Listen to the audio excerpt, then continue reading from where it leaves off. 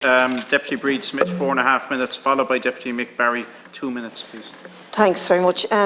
People Before Profit have produced a short pamphlet on the anniversary of the 25th anniversary of the Belfast Good Friday Agreement, and for the purposes of this debate, I'm just going to read some tracts of it. The 25th anniversary of the agreement has been marked by praise for the negotiators who pieced the text together. But when the historical record is examined, it will appear that the architects of peace were not just the politicians. The demand for an end to all violence came from mobilisations from organised labour. In 1992, thousands joined a rally in Belfast organised by the Belfast Trades Council after the murder of 5 people in a bookie shop on the Ormeau Road. In 1993, 7,000 people gathered outside Belfast City Hall for a rally called by the Irish Congress of Trade Unions to express opposition to the Shankill Road bombing and a massacre in Greysteel. In Derry, another 5,000 people gathered, and in 1994, 2,000 workers from Harland and Wolff walked out of their jobs after a 50-year-old Catholic welder was murdered by the UVF. The demand for peace came from below and acted as a pressure point on paramilitaries. Ownership of that peace, therefore, cannot be appropriated to any one group of elite politicians.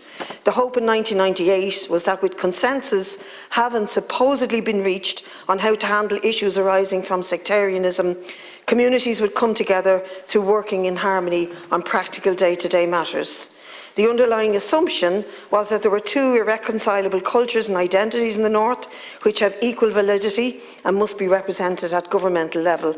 And so Sinn Féin and the DUP have been able to consolidate their support at the expense of the SDLP and the Ulster Unionists. The guns may have gone relatively quiet, but the sectarian axis of politics remains.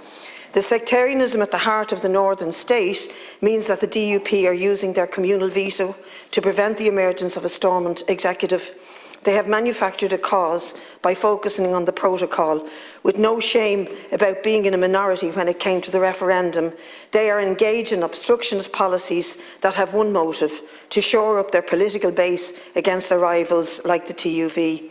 And all this manoeuvring reveals that the DUP are so sectarian that they will not serve as a Deputy First Minister to a Sinn Féin minister. And although the titles are purely symbolic, the institutionalisation of sectarianism has been magnified as a key issue, and the Tories have pandered to the DUP every step of the way. All of this exposes the underlying problem with the Belfast Agreement. The Good Friday Agreement ended the worst of the armed conflict. Most people now report that they feel safe in their communities, and there's a lot more mixing of young people without any regard to which community they come from. On the other hand, more people have died by suicide since 1998 than were killed in the entire conflict. There are now more peace walls than before the agreement. People have seen a peace built not on increasing prosperity for the majority, but on the promise of cheap labour to multinationals.